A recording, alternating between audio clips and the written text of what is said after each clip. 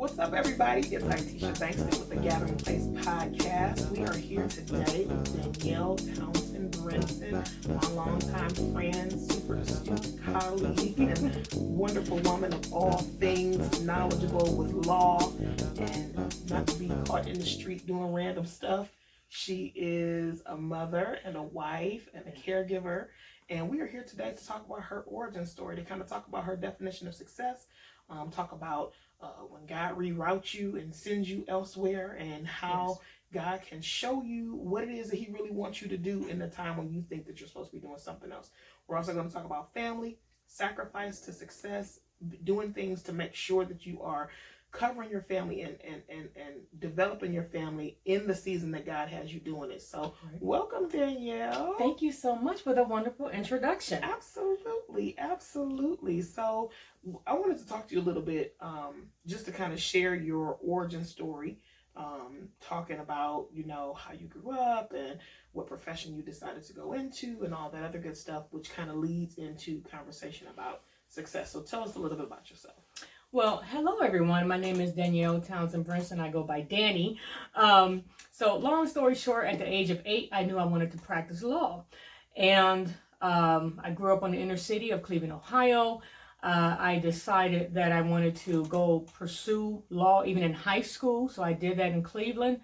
After that, I went to a local college here and then law school in the state of Ohio. After that, I graduated from law school and decided to join a federal law enforcement agency in Washington, D.C. And I did that for about 14 years. 14 years, different positions and promotions, and recently resigned from my post in August of 2018. Now make sure, so that everybody can hear you, make sure that you are right directly in your microphone, because we don't want to miss any of this good story. Thank you. Okay. Speaking to the mic. So sad. Okay. So that's kind of a little short blurb of how my career went and what I'm doing now. Okay. Cool beans. So you went into a federal law enforcement agency, and so tell us about the most recent turn.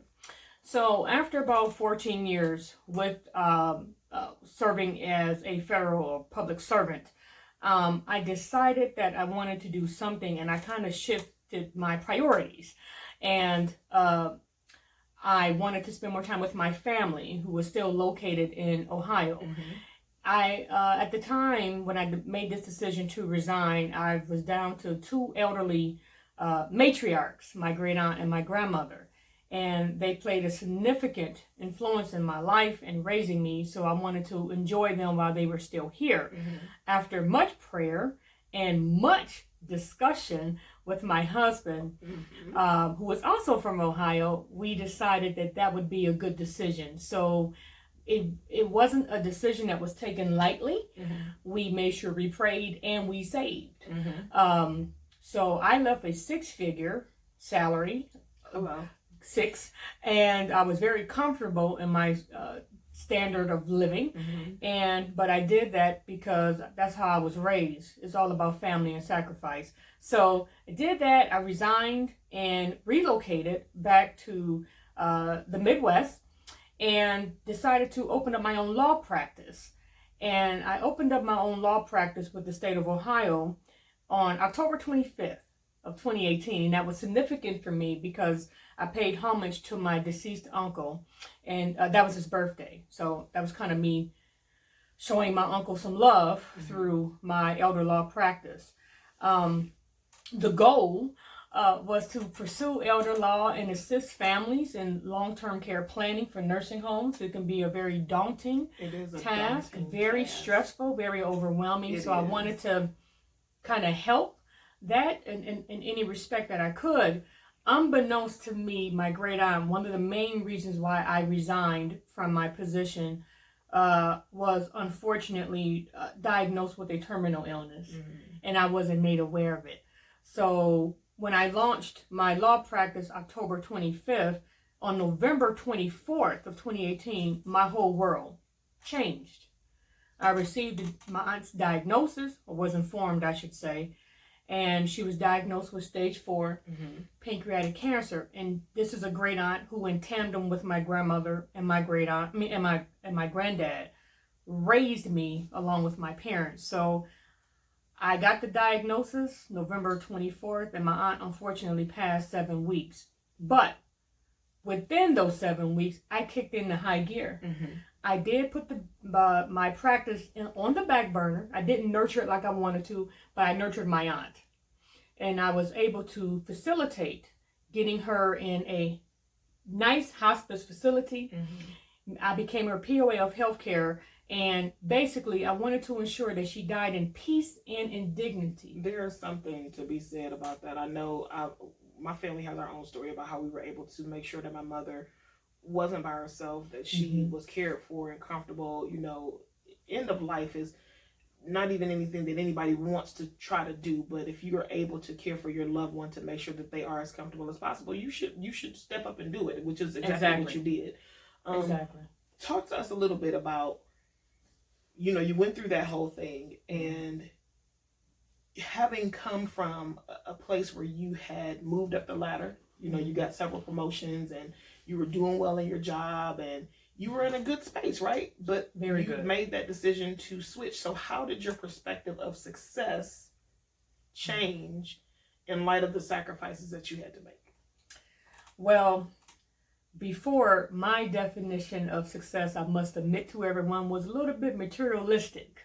I was very focused on climbing the career ladder, being known like anybody, yeah. being known to be ambitious and very intellectual. I am very assertive and very serious at work, and I set very high expectations for myself and the people that work around and for me. But over time, I've noticed that my priorities changed. 6 figures is good. I'm not knocking anyone. If you make it, great. But I wanted to focus on something differently. And being my grandmother and my great aunt, you got to think, I was in Washington, D.C. for 14 years. I have already buried 1 grandmother, 1 aunt, and 3 uncles. So my family is dwindling very quickly in 14 years. So I wanted to spend some time with my family while I still have them. Right. I can always get back to 6 figures. That's true. That's true. I only have 1 grandmother left as the matriarch of my family. And I spend as much time now with her in her skilled nursing care facility. Let me talk about this for a second, because I work with young people and people in general. You know, we're at a stage in life where, you know, you're going to be taking care of parents and taking care of grandparents. Yes. There is this idea among people that are younger than us that just don't do that. They don't respect, they don't care for, they don't nurture, they don't. Yes. They just don't. And it's baffling to me that it's almost like, you know, just because you're my grandmother, that doesn't mean anything. And just because you're my mother, that doesn't. I could never even imagine thinking that way. But there are people that do believe that and that do think that way and think that it's okay to be like that, because they figure, well, you know, I got to live my life and I got to do what I got to do. But you only get one of these things. You get 1 parent, 1 mama, 1 daddy, you know. That's it. What grandma and grandpa on both sides, like, people are not replaceable. Right. You know what I'm saying? People are not replaceable, and relationships and time you can't get back. Experiences you can't get back. Being able to pour into somebody and have somebody pour into you, you can't get back. That's right. So I would urge any of our younger listeners and watchers to take stock in what is going on around you. If you have relatives that could use your assistance, or people in your life that you know need additional support, and I know it's a burden. It can be heavy. It can be hard. It's overwhelming. It can be overwhelming. But knowing that you were able to be there in that person's life at the point of their need is what the Lord wants us to do. He doesn't want us to have selfish ambition, because he even talks about selfish ambition and what happens to people when they have those things going on, and how, you know, you got pride that's going to come before a fall. And if you know, have all these other things, you got your sights focused on other things, God is not pleased. So we do have to make sure that we're in a position Yes. to foster that love and care and respect for those in our family. Our culture is crumbling because we don't regard the elderly. We don't regard That's right. people that are, healthcare, of course, is always around. So there's always going to be people in the hospital and stuff like that. But the care that's required for those people and the care that's required for people that are in need, people just don't care anymore. But I think some of that also, Tisha, is because of values. Yeah. Everyone has different values, and they place different emphasis on what those values are. We were raised, you respect the elderly. So while I had some people, when I made the decision to resign from federal employment, everyone couldn't receive that. Yeah, everyone couldn't receive it. What's up with that? Like, why are you in my life? Because exactly. Can I live? So lesson learned: don't share your dream with everyone. Ooh, because not everyone will respect or support. And I kept getting asked, "Are you sure?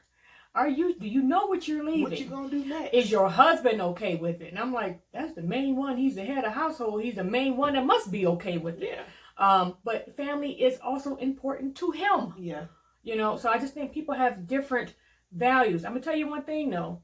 Being home and being able to help my aunt for those 7 weeks, even though she was in hospice, I'm the one to wash the clothes. I volunteered to do her clothes. I brought her food. I got all the toiletries, all her clothes, anything she needed, I got. And if I had to do it again today, wouldn't trade a moment of it. I couldn't imagine being in Washington, D.C., getting a call that she had passed. Because remember, I didn't know about the diagnosis when I resigned in August. Right. So there's something to be said, but that's what she instilled in me. At the end of the day, like my son used to say about money when he was younger. I have an 8-year-old. When he was younger, he used to refer to money as green rectangles. At the end of the day, it's a green rectangle that, guess what, y'all, you can't take with you when God calls you. When he calls you, when your number, when your soul is required. I'm telling you, my aunt passed, her money is still on her checking account. So you got to shift the priorities on what's more important. That's true. Those 7 weeks, and I'm 41 years old, those 7 weeks will be forever etched in my memory and in my heart. Yeah. It's a good thing. You can't put a price tag on that. You talked about your son. So you're a mother, Danielle. Remember we were younger and we was doing all kind of random foolishness, and now you have a whole son. Yes. You got a whole son. Yes. And so I know being a mother changes everything for everybody. Being a mother, I'm going to be a mother soon. Not yet, y'all. Don't jump off the bandwagon yet. It's coming. I know that's right. I know that's right. But how has being a mother shaped your worldview of what's important? Like, I got several things in this question. So, like, motherhood in 2019 is different from motherhood, in 1989 and 1979 when Karen and Jeanette was doing it. Right. It's way different. We were babies. It's way different, right? So now you have a son that you're raising in this new millennium, and everything is different. Exposures are different. Influences are different. Yes. The things that you want him to be around, all that's different from when you came up. So you have to adjust your thinking in that way. So we want to talk about mothering in 2019. Okay. And some things that you've noticed a shift in you personally as you raise your son. So mothering in 2019, can I keep it real? Please do. We prefer that. It's scary. Yeah. It's scary. We are entering some uncharted territory. A lot with our children these days. There are more people trying to cause harm to children than, at least my own personal opinion, than what we had back in the past. But I find myself, I am very protective of my son. Yeah. Whereas when I was growing up, I could go to a sleepover. You go to the corner store. You can do that. Well, and I did do that because my dad wanted some cigarettes. But can you Don't judge the way? Don't. So, but now in 2019, he's not doing the sleepover. Yeah, there's no sleepovers. And guess what? We're not hosting any. No. Because you don't know what kids are exposed to in their households. Yeah. And I don't want my son exposed to things that he may not be familiar with. Yeah. He's already exposed to enough, my God, in school. And quite frankly, he was exposed to a lot in preschool. I found myself explaining some topics and concepts to my son at the age of 4 that I never thought I would have to explain. They were very difficult. So my level of creativity has also expanded now, because my son is very inquisitive. He asks a lot of questions, just like I did as a child. I think he's a little like you. Yeah. He will ask, and he doesn't just take what you say. He digs into the why. He is one who reasons a lot, even at his age. So I am very protective of him. Things that I'm more concerned about now, this internet, the social media, the bullying. Is he on social media? He is not on social media, but there are some kids his age that are. There are a lot of kids on social media, and you see the impact of some of the negativity that is displayed on social media, and you have kids resorting to suicide, young children in the single digits. So I am very cognizant. Now, we allow him to have his tablets, but my husband and I, we make sure we know his internet history, because he's been able to read since he was 2. So he knows how to read and plug, enter, and I mean, he's very smart. But we also tell him what topics are inappropriate. We look at what he looks at, so the internet, and then the criminality element. People are so brazen now. Very much so. Very brazen. So Trey has a severe case of stranger danger that my husband and I have instilled in him since he was a baby. If he don't know you, he's not going to walk up to you. That makes me want to laugh out loud, because I know. I already know. Trey said, stranger, who are you? He's not having no conversations. He's not like it. He won't speak. Yeah. He'll look at you and he'll grab either my hand or his father's hand. Seneca and I talked about that, like, just not to go off topic too much, but you know how when I was younger, at least, if we were meeting somebody new, or if my mother had us introducing to somebody, she would say, go give them a hug, go shake their hand. Right. And it would be, they knew who the person was or whatever, and, you reluctantly went over there. You didn't want to go for whatever reason. But Seneca and I said, if it's a person that our children do not want to say hello to, to the point of rudeness, but children can pick up on things. They can read stuff. And if they don't want to be around somebody, and if they're like, Mom, I don't want to go over there, I don't feel like listen. They're not going. Forcing your kid to hug somebody, shake somebody's hand. I know it's controversial. It's all about respect. I trust me. I'm chief when it comes to respect. My sisters know I say, children, do what I tell them to do. You're going to do what I told you to do. However, you have to be cautious. They have to have a level of, unfortunately, there's no time to allow them to just be children. Right. They have to enact that discernment that they have. They have to engage that if they have second thoughts about something. And they have to know, if it's a stranger, somebody you don't know, you got to be careful. That's right. You got to be careful. And if your child is telling you, we're going to go over so-and-so's house, and I don't go, not to the point of whining.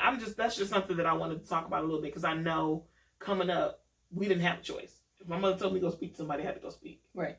But, not to the point of disrespect, but, you have to listen to your children and also allow them to know the difference between safe people and unsafe people. And also that discernment also transcends into the academic. So even in preschool, my husband and I, we make it a conscientious effort to have discussions with our son when we get home. How was school today? Who did what? Who said what? We want to make sure that he recognizes, number one, we care. Yeah.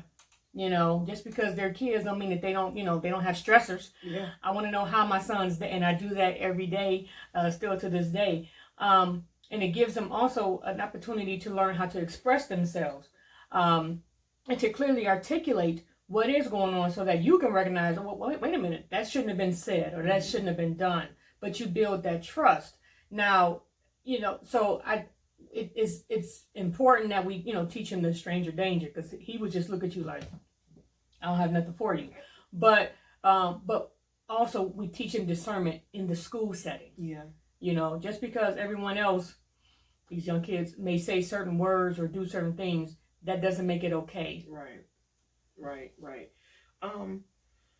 I know that we kind of talked a little bit about your transition from your job in DC to coming home, but can you kind of tell us, let's talk about a little bit about marriage, right? So job, family, children. So now let's talk about marriage.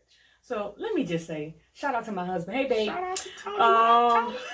I have a terrific husband and an arch supporter of my dreams. Sometimes I get scared. I'm like, I don't know if I want to branch out on my own. I don't know if I can do it. And he's like, you can do it. You can do it. And he pushes me. And I needed that. One thing we did not anticipate with this move back to the Midwest was the fact that he wouldn't be joining us. When you told me that, you could have knocked me over with a feather. We had contingency plans put in place, but we just erroneously assumed that he would be able to get positions here and be similarly situated or made less pay. We never imagined in our wildest dreams that he wouldn't be able to acquire employment here. And I will say this, not all selecting officials or hiring officials can appreciate the fact that someone is willing to make $50,000, $60,000 less. Yeah. Even when my husband says it's for family. Yeah. They still are like... Not everyone can relate to that or appreciate that. And I think sometimes we can be seen as a professional threat. You want to come here and make less money? You want my job. Threat. I'm a professional You want my job. So we just going to pass you over. Yeah, which is whack. Which is very whack. Like, hello? But like I said, you know, I'm seeing now that life is one big GPS system. Yes, it is. And I may have thought that I was going to take this one route to get to this destination, which was my law practice. But sometimes God will reroute and he'll recalculate. And you just got to go with the flow. You got to go. This has been a hard year for my husband, and quite frankly, the impact on our son, who's very close to his dad, and a hard impact on me. I'm not used to doing things by myself here. Because you've been married for 13 years. 13 years, Next month. So we are now in the process of resetting the priorities. So family is very important, but also our nuclear family is very important. So my son and I are in the process of relocating back to the Mid-Atlantic to rejoin my husband. And we have committed ourselves to spending more time here in Ohio, to spend time with our families, but we would do it as a family unit. I can't imagine, like, even at a midpoint like this, you've been married for 13 years, spending an entire year, and some people have done more, different circumstances, people are military, blah, blah, blah. Right. But it affects you personally because it's your marriage, and so you've spent that time away from your husband, and all those things are affected. Like, you know, your emotional relationship, your intimate relationship, your spiritual relationship, all that stuff is affected, you know, but God kept it. It could have went a different way. The Lord kept. I'm serious. Yeah, for real. I'm serious. Yeah. I'm telling you, we are stronger now than what we've ever been because we had to be. Yeah. And quite frankly, shout out to our 8-year-old son. Shout out to Trey. This is something that has been very shocking for him, but he has yet excelled in school. And when I was pregnant, I made a commitment to my son. Mommy and Daddy you will see us when you wake up, and you will see us when you go to sleep. That was a promise I couldn't really keep this past year. However, thanks to advances in technology, I couldn't keep the promise physically, but we sure enough kept the promise electronically. Yeah, that's good. So a lot of FaceTiming, a lot of phone chats and phone calls and stuff like that. And then my husband still visited, you know, when he could. So I am grateful for the advances in our digital era. That's good stuff. Okay, we're going to be wrapping up soon, but I wanted to know if we could kind of talk for real. Like, okay, so you held a government position. Yes. All right. I honestly can't even imagine. Like, I endured stress as a principal. I can't even imagine. You know what I'm saying? Just Washington overall. Yes. Is, you know, government being such as it is. And I'm not a politician. I don't typically speak about politics. I don't even like to talk about it, you know, in just casual conversation because so many people have so many different viewpoints. But I want to talk about the challenges that you had to overcome to succeed in the role that you had, and how you had to leverage your faith, your gender sometimes, and your intellect, you know, to move up in the sector that you were in. And I know that that's something that you've already overcome. You've done it. You've moved past that. But can you talk a little bit about how you were able to really be successful in the position that you were in? Well, one thing I had to do was learn to be open-minded.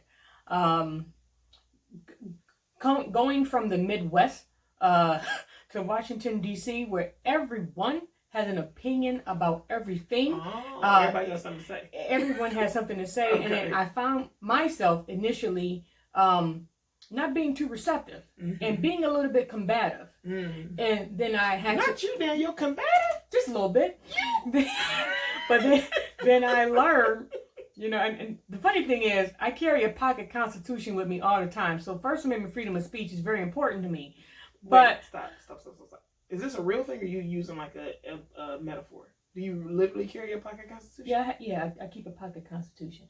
So I have a pocket constitution. Article 3 is my favorite article because it's the creation of the federal court system. Okay. But anyway, I've learned that yes, my opinion is exactly that, mine. Yeah. And I have to respect the opinions of others, whether I agree with it or not, because they have that right constitutionally speaking. So that's one thing. I had to become open-minded. Also, I had to get the chip off my shoulder when I went to DC. Now, what kind of chip did you have on your shoulder? Were you mad? I wasn't mad. I had an academic smartness chip. Oh. I thought because I was doing good in college, I did pretty well in law school, salutatorian in high school. You really couldn't tell me too much academically. I'm sure you couldn't. Couldn't nobody tell you nothing. No, and then you move to Washington D.C. and then people ask you, where is Ohio? Oh, northern. And I'm like the northern part of Ohio, but you see, a lot of people are smart. Yeah. A lot of people got law degrees. Went from a big fish in a small pond. Yeah. Exactly. A small fish. Yeah. In a big pond. So everybody, I mean, a lot of people have law degrees. So what made me so much better than them? So my takeaway, what I had to leverage to get me through was that I'm not there because I have degrees. I'm not there because I'm smart. I'm there because my creator placed me there. Yes, he did. It's called favor. You know, I'm an inner city girl. You know what I'm saying? From Cleveland, Ohio. And I went way off to DC because of his favor. And the intellect, the being smart and all that, I have to give credit where credit is due. Also to my grandmother. She's had me read books and learn perfect writing, how to articulate myself since I was a child. And I do that to this day. I read a book every 3 months. And we make sure our son do the same thing. But no, I had to, you know, leverage knowing who I was and whose I was. Because you can't go in there thinking that you're better than anybody else, because there's always going to be someone smarter, you know, more engaged, more resourceful, more connected. I mean, it's Washington, D.C. I know. I can't even imagine. I didn't know anybody. I can't even imagine. I mean, it's D.C. and it's like people that have gone there, lived there, grew up there. Like you talk about connections and stuff, but you're right. You have to go in knowing who you are and whose you are. Whose you are. So I will say I've had some great managerial supervisors and stuff like that in the agency that I worked for, who allowed me to flourish, who allowed me to blossom. And there was a little bit of me having to prove myself, you know, to prove that I was, you know, worth what the federal taxpayers were paying. And I took that job. I took it very seriously because you all paid for our salaries. So we have to take it seriously. I took my job very seriously, but it was a great experience. And just, you know, knowing who I was in terms of my Heavenly Father. Amen. I have a question, and you can answer it or not answer it. What's the scariest thing you encountered in DC? The earthquake of 2011. It was an earthquake in 2011? Yes, it was. That was a quick answer. The earthquake, and it was scary because my husband is also a federal worker in DC. We were both at work, and I think my sister-in-law was in town. She was watching her kids and our son, who was a baby, and the earthquake hit, and there was no transportation in and out. Cell phones went out. I couldn't find an ATM. I finally found one ATM, but so it was just. So I had one colleague from ever since then. One colleague told me always keep. He told me to keep a particular amount of money in my wallet and in small bills. But the earthquake in 2011 and the government shut down. The government shut in 2013 and 2018. 2018. I could imagine that the government shut down, but you still had to go to work. I did, yes. Yeah, you still had to go to work. Yes. Thanks to the great policies of our great nation. Okay, we got our pay. Okay. We eventually get back pay. Okay. That's good. That's good stuff. Well, Danielle, thank you so much for coming. I appreciate it. It was such an honor, my friend. I'm so glad you came. Me too. Thanks everybody for listening. This has been the Gathering Place Podcast. Please be sure to click like and to subscribe and to comment in the boxes below. We'll be sure to share all of our links. You can find us on Anchor FM if you want to listen to the podcast. Of course, we have our YouTube page, T-Spot Workshops. And please be sure to just let us know what you think. Thank you again, Danielle. We appreciate you and your time. Thanks again, everybody, for watching. Have a great one. Bye.